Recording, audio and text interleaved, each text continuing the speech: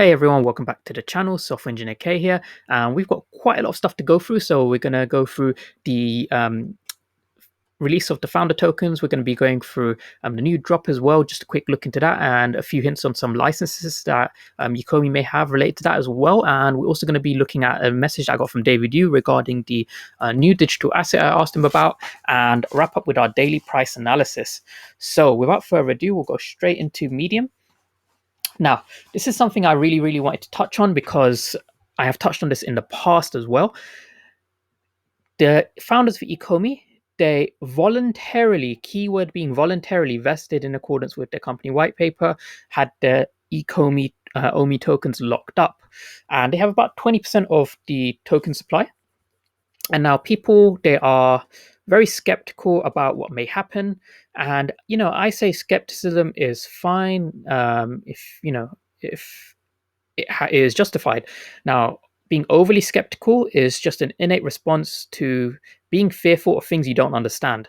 And when people are overly skeptical, I think, they just need a solid sit down and getting educated, right? Because it just doesn't make sense when they voluntarily locked up their tokens. Now, the usual default response is, but look at this project, they dumped their tokens. Look at that project, they dumped their tokens. What's to stop the founders of Ecomi doing it?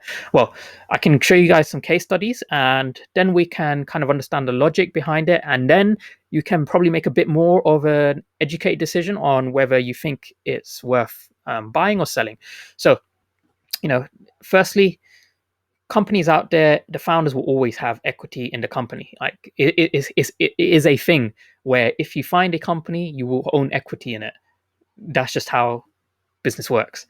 And there are very large scales out there, companies out there where the founders, own quite a large stake in a company. Tesla, Elon Musk owns 22.4% of Tesla. Tesla is not a pump and dump. Facebook, Mark Zuckerberg, he owns 29.3% of Facebook. Facebook is not a pump and dump. Jeff Bezos, he sold 3 billion shares of Amazon. That is quite a lot. That's over 3 times the total valuation, the total market cap of OMI as of today. Was Amazon a pump and dump? Probably not. Jeff Bezos, even though he has resigned as CEO, you would expect him to, dump his Amazon shares. He has not. He still owns over 10%. He used to own more than that, but following his divorce, and he did sell some over the years. It's Amazon has still done well. Now, some of you are going to say, "Oh, but these are stocks. It's not the same as crypto." If there's a crypto out there where the founders own like a big chunk of it, like more than 10%, it's a pump and dump. Well, Ethereum. Vitalik Buterin, he currently owns 11% of all of Ethereum, and Ethereum was not a pump and dump. So, people who think because the founders now have access to their tokens, they're going to dump it. That is just not true. So, how do you differentiate between those projects where the founder's going to dump and those where they do not? Now, there are 2 hallmarks that I look out for, and these so far have been 100% accurate for me. The first one is, have the founders contributed personally to that project? Okay, and I'll explain what that means in a second. The second hallmark to look out for is, do they have reputable partnerships with other companies? Now, going to the first one, Vitalik Buterin, we know, I've seen some of his talks where he explains the kind of architecture of Ethereum, and that guy is on a completely different level. The stuff he talks about, I don't even understand. And that's because he personally contributed to the development of Ethereum. Anyone who contributes personally and they emotionally invest in the product, that is more important to them than money. And if we look at Ecomi, and I said this in one of my first videos when I was looking at Ecomi's code base on GitHub from the early ICO, the CTO of Ecomi, he personally contributed. He developed a lot of that code base himself. So that is the first thing. And now, if we look at the business side, the CEO, David Yu, he has personally flown around the world to work on these licenses. If it was a pump and dump, David Yu would have hired someone to do that for him. And he would have hired a bunch of contractors to, hack together an app, and then as soon as that app couldn't be extended anymore and they kind of hit their peak users, they would have pretty much sold everything off. So, you know, that's the first thing to take into consideration. There are projects which this happens, and these projects are the ones where the founders hire other people to work on it for them. They don't personally work on it themselves. And partnerships. So, back when we had, XRP dumping because of the lawsuit, so many people calling it a pump and dump scheme. At the same time, they had partnerships with SoftBank, Bank of America. I mean, Bank of America, come on, like, you really think they're going to be partnering with a scam coin? Like, the same can apply to Ecomi. They've got that huge PR partnership with Roger and Cohen. They would not represent a scam company, trust me. And then they've got all these licensing agreements with very well-renowned companies, and these guys themselves have a very, very clean track record. And the fact that they voluntarily chose to do something in a deregulated market, which doesn't require them to, that just, if anything, that just made me more confident of the project. So I just wanted to make that super clear. And for those of you who are scared that the price is quite low, the market cap of OMI has dropped to below a billion. And let's just look and see where it should be relative to other projects. So being below a billion, that barely puts in the top 100. I said this before, it is a top 25 coin. So let's just compare, right? We've got Dent here. I think Ecomi is better than Dent. Venus, definitely better than them. Flow is above OMI right now. And, I consider, NBA Top Shots to be like a project that's got less potential than VV. We've got other ones as well here. There are some that haven't realized their full potential either, like Quantum. But then, like there's Ravencoin, Celsius, like Ecomi should be above these. And, we can just keep going. So I would say a very, very fair valuation would be around about the 2 billion mark in terms of market cap. And that would put it alongside, Decentraland. I think that's a very, very fair valuation for it should be. And I think it's going to hit that point very, very soon. And, people have short memories. They'll move on to the next thing to be scared about. So, I would say, if you are looking at Ecomi, just buy the dips and just follow other people who are knowledgeable about Ecomi and just try and understand their logic. That's basically all I have to say. Now, we know that VV Day are releasing the Cryptozoic Cryptkins, and I had a look at Cryptozoic, and what I've noticed usually is when we look at a licensor that VV Ecomi they're partnered with, usually the co-licenses that the licensor has are usually ones that VV also has, even if they may not be announced yet. So what do I mean?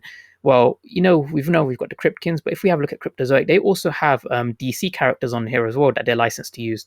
And so I had a look. I can see that they also have Nightmare on Elm Street, so that might be a potential license that Ecomi currently has that they haven't announced. And if I have a look at their kind of Kickstarters here, you can see that they've got Ghostbusters 1 and Ghostbusters 2. Both of those have been confirmed for VV. We can see that they've also got DC here, Dark Knight Returns, and we can see that they have The Walking Dead. Walking Dead is not confirmed, but I believe AMC will probably have provided licensing to Ecomi. So Walking Dead does also have quite a big fan base. I haven't enjoyed the recent season as much as like the first ones. I think it kind of became not as good after the whole Negan arc, but that's another story. So yeah, that's pretty much the main point. There is these licenses that we can see here, the ones that they haven't announced. Some of these co-licenses, these might be coming. Now, with regards to David Yu's Instagram, now if we have a look, we can see it here that there is the Cryptians coming up, and I did ask David Yu about the new digital asset. So if we have a look here, here we go. So I said to David, "Hey David, rumor has it Vivi has an amazing new digital asset coming. Could you reply with an emoji relating to what it could be?" And David Yu replied with the Star Trek Spock hands. So what does that imply to me? Maybe the Star Trek NFT, the Starship Enterprise that we have here, that was teased. Maybe this is related to one of the new type of NFTs that we've been hearing about. Maybe it's going to be the first type of NFT that's paired with a physical asset. Maybe it's related to something to do with the geolocation. Maybe no, maybe there's something extra with Starship, but I'm not quite sure. Maybe David was just trolling. Um, but yeah, that is interesting and definitely something to keep your eyes peeled for. So, lastly, what I also want to touch on was our daily price analysis. So, the price of OMI yesterday was touching this resistance here, and I've just extended the support line. And what I had is I had a pending buy set here, just in case the price did dip, and lo and behold, the price hit my pending buy perfectly. You can see touched it to a T. I mean, it did wick below, but that got bought up very, very fast, and the price did rebound off here. So that what that shows me is loads of other people had the same exact same reasoning as myself. They set pending buys here on this line of support, and that just gave me an extra 150,000 more OMI tokens. So, I'm pretty happy with that. And that's what I'm doing is I'm just dollar cost averaging. I'm finding, I'm being patient. I'm finding the areas of support and I'm just setting pending buys. I'm not, panic buying up here or panic selling up here. And that's pretty much, that's how you should approach it. Just be patient, have some kind of logic and reasoning for where you're buying and where you're selling. Don't just listen to some FUD news saying, "Oh no, the OMI founders are getting their tokens, sell now." All that does is just give me discounted OMI tokens. So, I mean, if you want to sell, then go ahead. That's your choice. But yeah, that's pretty much everything I wanted to go through. I believe what's going to happen is we are going to be trading in this range still. I've said that for a while. I believe we could actually come down lower if Bitcoin does dip more. I believe we're going to come back down and probably, let's see.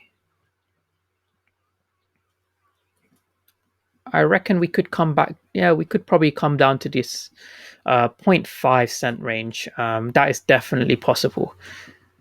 But I believe that with one good exchange listing and with the market being reopened, we will come back and retest this prior resistance and then retest this resistance up here at the 0.7 cent mark. So I would say, if it was me, I would probably just set another pending buy here and a pending buy down here at 0.5 cents just in case. So yeah, that's pretty much everything I want to go through, guys. Please do like and subscribe to support the content. I'll keep you guys updated with anything else I find out, and I'll see you guys in the next video. See ya.